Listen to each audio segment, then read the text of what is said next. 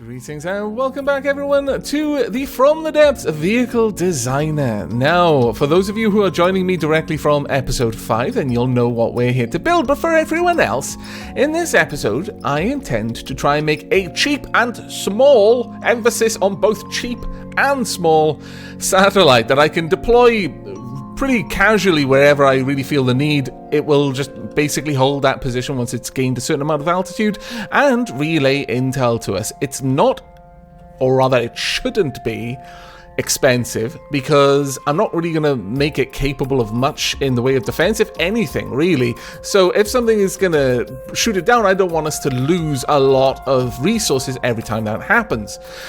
Also, it would be nice if they were very fast to build. So, with that in mind, let's start at the beginning, shall we? The very first thing I am going to do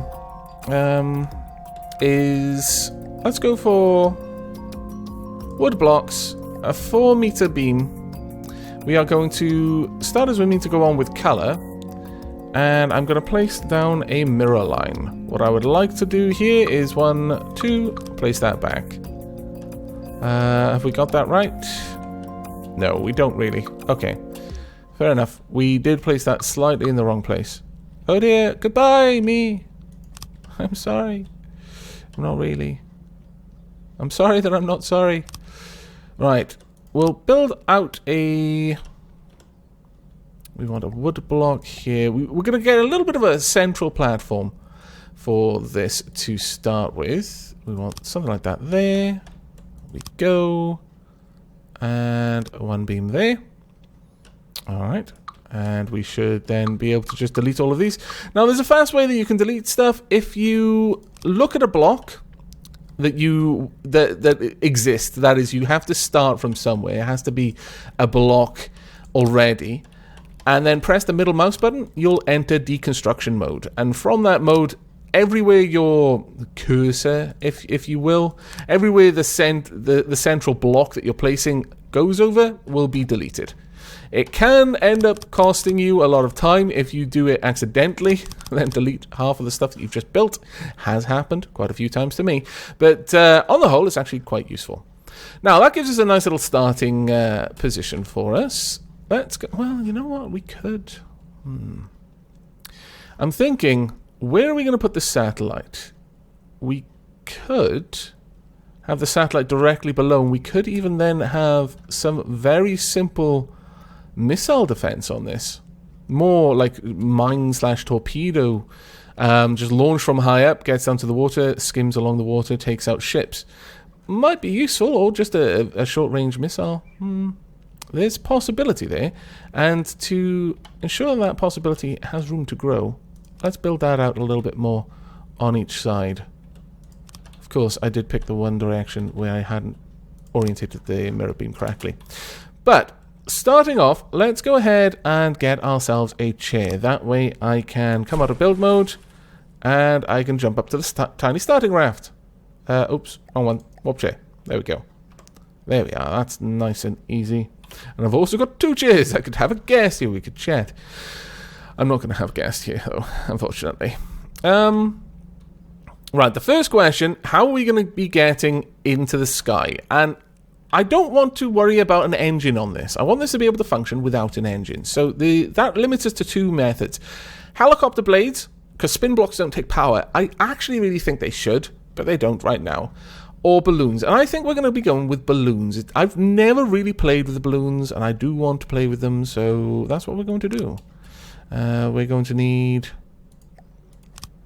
these coming out a little bit. I'm going to make some limbs for the balloons to go on. Now, if you're wondering how I can quickly swap the block I'm placing, it's just pressing R when hovering over the block you want. There we go. Nice little limb there. Now we need to do exactly the same over here. I am sorry that this is going to be tedious for a moment. But this is the price for a pretty fort. Or a pretty satellite, in this case. Pretty anything, really. There we go. And we just want then the... scallywags. There are days. There are truly days where... I just don't think I woke up properly. pretty much. Some part of my brain is still asleep, dreaming wonderful dreams about not forgetting the mirror line. On camera, for the whole world to see. There we go. There we are. Okay. Now, that should have already been mirrored on the other side as well. That's why I started over there, so I wouldn't have to do too much repetitive work. Now, up here, let's go with up blocks on either side. Something like this. And, yeah, then down blocks. We'll make a little cradle for some balloon launches. I quite like that, actually. I like that an awful lot. In fact, we'll get rid of that, build this out there, and then have this on this side as well. There we go. That's actually quite nice. You're also out there, why is he making this? What does this bring to this Let's Play? What is the point of this? The point is it makes me feel good. Makes me feel dapper. Look at that, black and gold. Even though I don't like gold, I must admit that in this instance, it looks rather awesome. We want upward slopes and back to the main color. Just get all of this sorted out. And then the downward slopes as well. And back into the fleet detail color. There we go. Oh, no! Why? Why does it... I've gotten to the point now where I remember to turn the bloody thing on. It's just I forget to reorientate it all the time, which is just as bad as leaving it off. Oh, you scallywag game, you. There we go. Right, now, the main thing that we're going to want hot air balloon deployer. Now, we'll need a switch, and we'll need a hot air balloon deployer. Deploys a hot air balloon, which will help to carry you upwards. Use a switch to toggle deployment of hot air balloons. Now, the thing with this is I really don't know anything about hot air balloons and how they trigger. Like how many balloons we'll get from one triggering, how high that'll take us. None of this is known to me. We're going to take that away. We're going to put a switch here. About there. Switch. Ah, fantastic. We're going up. We've only got 4 balloons. I suspect we're going to need so many more than 4. It's going to make me cry. Though, that said, this is a nice, light little platform. Now, the thing is we're probably going to want to put everything on that we're going to put on here before we start worrying about trying to balance how high we can get with the amount of balloons that we've got and how many more balloons we're going to need. Because until we know that, then any amount of we could just be overkilling or putting too few. We won't know until we actually build up some sort of radar structure. Now, I'm thinking radar underneath pointing down towards the world. Not above where the radar would be interfered by the balloons. In fact, the whole top of this is just going to be balloons. So, let's get down here and start building. Now, we've got a central pillar there, which is good. We are going to want some more wood blocks. And this whole thing is going to be made out of wood blocks, I'm thinking. Simply because that's going to enable us to avoid huge costs in its construction. Now, I would like this, and I am going to make it pretty. I don't care what you say. Though, to be fair, I think most people who come to watch videos on my channel come here because I try to make things pretty. Emphasis on the word try. But at least there is a dedicated effort to making things aesthetically pleasing and functional. Though function often gets the short end of the stick when it comes to if I have to cut back on something in order to maintain aesthetically pleasing design, then it's functionality that gets replaced. And I'm fairly certain that makes some people's eyes bleed. Right, at this point we want to start going over there. We want to go back to the black blocks. I'll flip this up. There we go. That right there will be good. Is it mirrored correctly? Yes, it is. Fantastic. About there. On both sides. Wonderful. Right, next we want...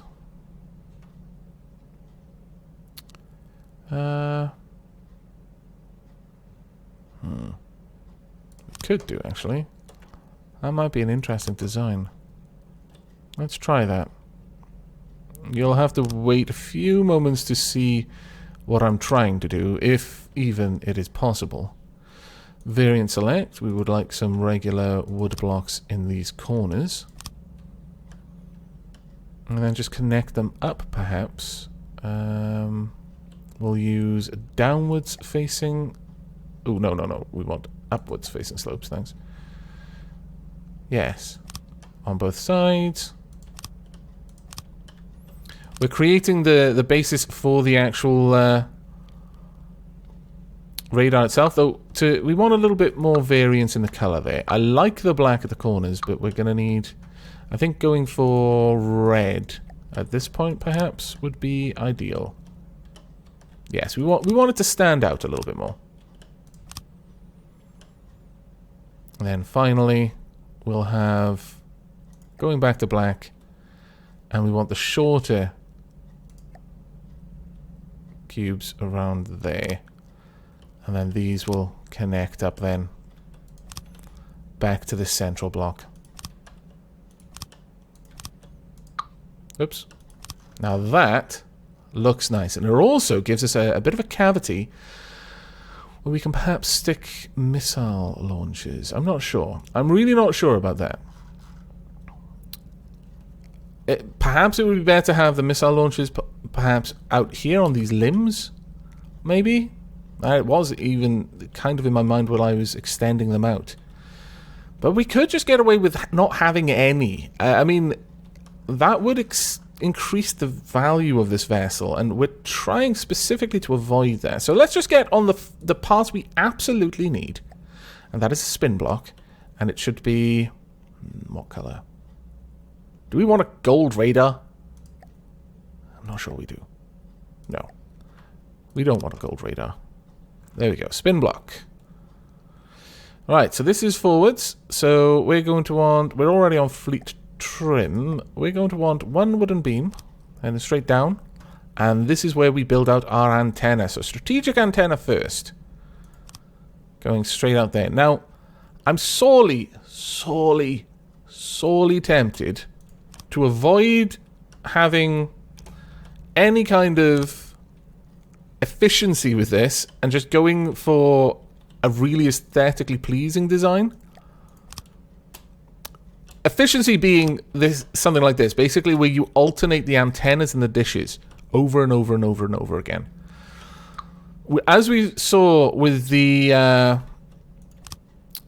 spy outposts I built in the second season, that gives you an absolutely fantastic range. But it doesn't quite look right. And that is a problem. So, I'm thinking we're going to say no to that. We're going to say no to having super efficiency. I know some of you, the eye gouging has already begun. But damn it, we've got to have standards. Yes, it would make our radar bases ridiculously OP and stupidly cheap and awesomely functional. But come on, it's going to be awesome to have like a square radar dish. Let's get down there. Well, more of an oblong, really. I don't like the circular designs, mostly because I don't think you can make it look circular enough with the current components.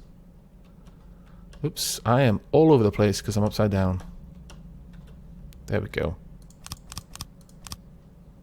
That's a pretty nice dish. And then we'll bring this all the way back. Meet up in the middle. And again. But we'll leave a little bit of gap there. And then 3 gap there to try and give it a bit more of a shape. Oh, I like that actually, yeah. I really like that. Alright, so we want to bring this all the way out except for one. I know it's not going to be exactly symmetrical, but damn it, it looks good. I think so anyway. Maybe no, I'm happy with the amount of antennas we've got there. Right, the next thing I want to do, what altitude we got? 150. We want it much higher than that. But how much is this going to cost? 7,500 scrap. Sorry, natural, I think that is. 2,700 metal, 70 oil, 3,000 scrap, and 60 crystal. It's not that bad. All things considered, still actually a cheap little base, but we need to be much, much higher than this. That is not a want, it is a need. So, what I'm thinking is we'll continue with these awesome little, like, ornate designs up there. Let's go for this. We're not going to come... Well, maybe we should come up by a whole 4 meters. Okay, we'll try. We'll draw out by 4 meters. Let's get a left block. I'm sorry that it's going to be dark for a little bit. Ah, you know what I forgot? Yeah, I know. Let's replace this then. There we are. And grab that, replace it. Okay, there we go.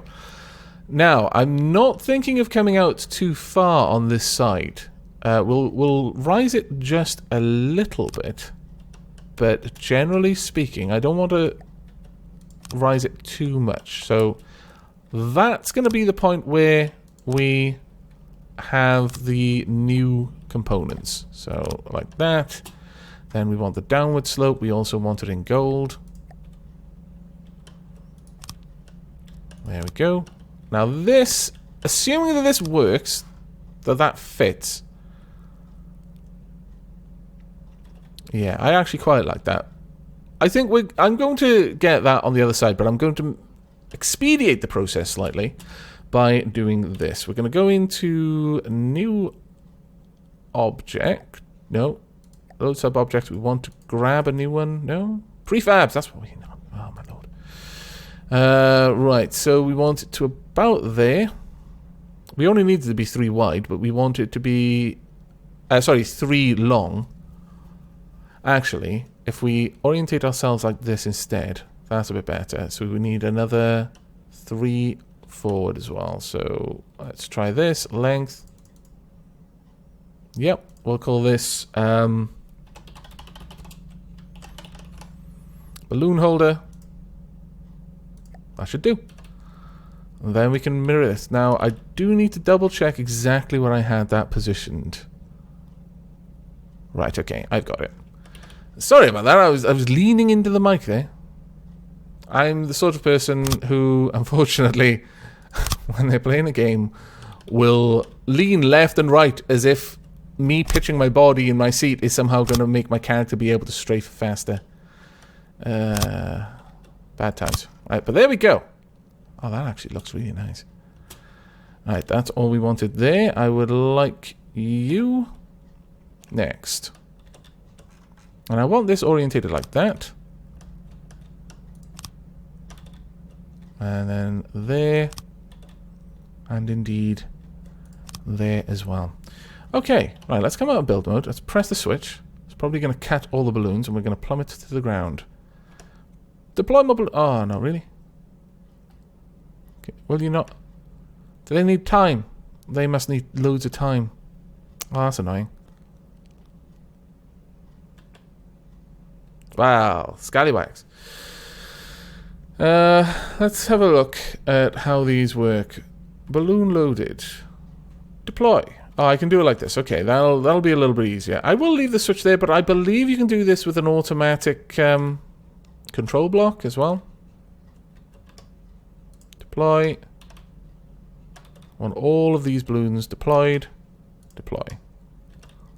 Now that should make its way up and around. There we go. That is a lot more balloons now. Fantastic, in fact. We've gone from having 4 balloons to having 12 balloons. Now, how much of an effect is that going to have on our altitude? It's not too bad. We're still climbing. And it doesn't matter if this happens fast, because I don't intend to just deploy these in the middle of a fight. I mean, it would be good if we could, but these are more things that we're just going to deploy over land, perhaps? Or maybe even close-ish to land, and then just have it carry itself up into the sky. We are going to need a few things up here, though. A few other things. Namely, we're going to get rid of this switch, because this is going to be largely automated. I want a automated control block. About there. Also, I want my chair to be gold. Color replace mode. There we go. Right, we want activate on spawning. Activate when altitude is less than... If its altitude is ever less than 300, then balloon deploys. Activate your balloon deploys. What are we at? Right. Oh, we're only at 247. So, if it's less than 200, activate the deploys. That should basically keep it up at this max height. And it'll just keep trying to activate those deployers, I imagine. So that's main thing sorted. Now the next thing we want is a spin block control down here. Controlling this. So... let's get another control, automated control block right about there. And we'll restrict this to a certain distance, just in case I ever do decide to have rotor blades. We want it to have a spin of about 10, I would say. Basically, if altitude is greater than... if you're more than 50 meters up, start spinning the radar. A little bit fast. Let's reduce that to 5. Still a little bit fast, actually. 2.5. Yeah, I like that. Look at this beautiful little thing that we've got here. Fairly cheap, I imagine, as well, because all it does is radar things and get into the sky. But that is not the end of this. It's also got a nice little platform. We could actually come up here and then be relatively safe. So before we finish things off, let's go over some things. We want color picker. Let's have the fleet trim on this. Some railings, you know, just in case. And I know that these are glass blocks, but if you orientate them like this, I actually think that they look very similar to railings. So there we are, some basic railings around. We want, we'll go back to this color, blocks, one there, there. Okay, so there we are. In fact, actually, let's just drop the mirror line. I should have dropped the mirror line earlier, but I kept thinking, oh, I'm not going to do too much work. How wrong I was. There we go. That looks a little bit better. Okay. So this is our little outpost, our eye in the sky, if you like. It's not super, super high up. We could make it much more so if we wanted to. There's a little part of me that wonders if maybe that would be better, because at 250 above the water, we're still probably vulnerable to quite a lot of weapons. In fact, yeah, I'm sort of thinking that that would be a good idea. But first, before we do that, let's get ourselves some repair bots. Now, these are going to be expensive, but I'm willing to have that cost absorbed by this fortress. Primarily because I really strongly think that having repair bots is going to be better for us in the long run. We really don't want to have a case where this place gets attacked and just a tiny little part gets chipped off it and it plummets to the ground again and then gets killed. That would make me sad. Very sad, in fact. We'll do that same over here. Now, what I was going to try to do, but what it looks like I'm not going to be able to do, unfortunately, is have the repair bots buried in the ground. But what I can do is make that happen at the bottom there. So this there will have 4 repair bots at each corner. So all that requires is that I have a upwards slope like that at each point. There we go. And the same here, because that will give me enough of a platform to place the bots on. There we are. Perfect. Now we'll go back to the color picker, get the red color, miscellaneous repair bots. And we are almost finished with this little outpost. It won't have the means to repair anything else. I very much doubt anything else is ever going to be close enough to it. But if we want to increase the amount of balloons we can have, I can branch up from here. In fact, I think I'm going to do that, but you've already seen me create this, so I'm not going to force you to watch that again. So I'm going to lay down a cut here, and in a moment we'll return to, hopefully, the final look of this station. Be right back. Initially, I added these balloons. You'll see in the altitude, we're up at 368. Now, initially, I added these 4 balloons, and they made barely any difference at all. We went from like 245 to 247, which was quite underwhelming. Then I remembered there are skills in this game.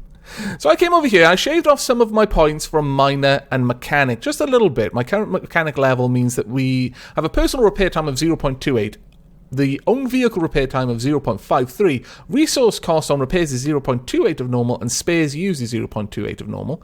My minor current gathering rate is 1.91, and current gathering efficiency factor is currently 1.91.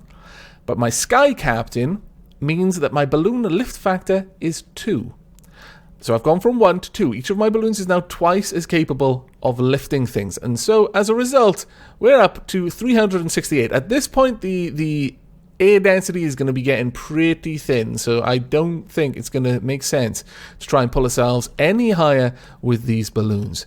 Now, I've decided I'm not even going to consider building a weapon system on this at the moment, and that is because I was getting trapped in the way I usually design bots, and I started to forget about what I decided that I wanted to do, and that is to just build the hull. This is purely a hull. It has to be able to do its primary function. So if you've got a hull for a ship, you know, if it's a warship, you want it to have lots of armor, you want it to have hard points for weapons, that sort of thing. You want it to have an engine. Those sorts of things I would build into it. I might even build a basic sailing AI as part of the base hull. But this thing, it's 2 primary objectives. 1, get into the sky. 2, have a radar. It has completed those. Anything else is surplus to demand for the base hull. We've got the repair bots, and I consider them a necessity. But as for weapons, there are a few places we could put them. That is, we'll build them on a case-by-case basis. Sometimes we just flat out won't need a weapon. This is going to be so far behind our lines, it's never going to be attacked. In which case, just spawn it, leave it there. But certain front lines, or closer to the front lines, or just for some reason I think it would be advantageous for it to have a weapon, I can build a weapon on it on case-by-case basis. And the weapon system will be decided on case-by-case. But I'm thinking that a vehicle like this would probably do well with missiles of some sort, maybe even just deploying torpedoes down into the ground, down into the ocean and letting it do its thing. Maybe ones that are over ocean like this would have that, whereas ones over the land would have missile systems. But we could have some at the limbs here, the 4 main limbs, just shooting out in the cardinal directions, and then it's up to the missiles or torpedoes to reorientate themselves. We could have some in here, do much the same sort of thing. You could have small turrets around these locations, but I'm worried about how it would interact with everything else here. Maybe you'd have 1 on each side and that's it. I'm not sure though. Turrets tend to be fairly heavy. I mean, you probably wouldn't want gun turrets, but you could have a missile turret, a small missile turret, but obviously you're not going to have a laser because it has no power. So nothing that uses power could be up here. There's no room for an engine, but... And I didn't design this with this in mind, but then it occurred to me. Look at this. It's perfectly centered. A silo. 1 big missile. Slow firing. Laser designators on these points. But just rockets up, reorientate, engages its thrusters, makes its way down towards its target. How glorious would that be? I think it would be very glorious, and that would probably be the first type of weapon system I put on this. But this is it for this lovely little hull. So the last thing that we're going to do, firstly, check over its cost. It's fairly expensive at 11,000 natural, 3,000 metal, 70 oil, 4,800 scrap, and 480 crystal. So, you know, this isn't... It didn't end up being cheap. Didn't really end up being small either. But it's smaller and cheaper than I probably would have done otherwise if I wasn't trying to make it small and cheap. Look, I know I struggle making small and tight designs. I just like the big things that look nice and have character to them. You can make small things that look nice. Don't take it that I don't think that anything small can't look nice. There's a beauty to efficiency and compactness all of its own. But I don't know. Look at it. Look how ornate it looks. It looks fantastic. But that is going to be a restrictive price. Very restrictive. That especially. Everything else not too bad, but I've used so much wood in this design. I could have probably done this with half as much. Maybe. I'm not sure. But we're going to be naming this vessel. It's obviously not going to be the Hairbend. It's going to be a class of vessel.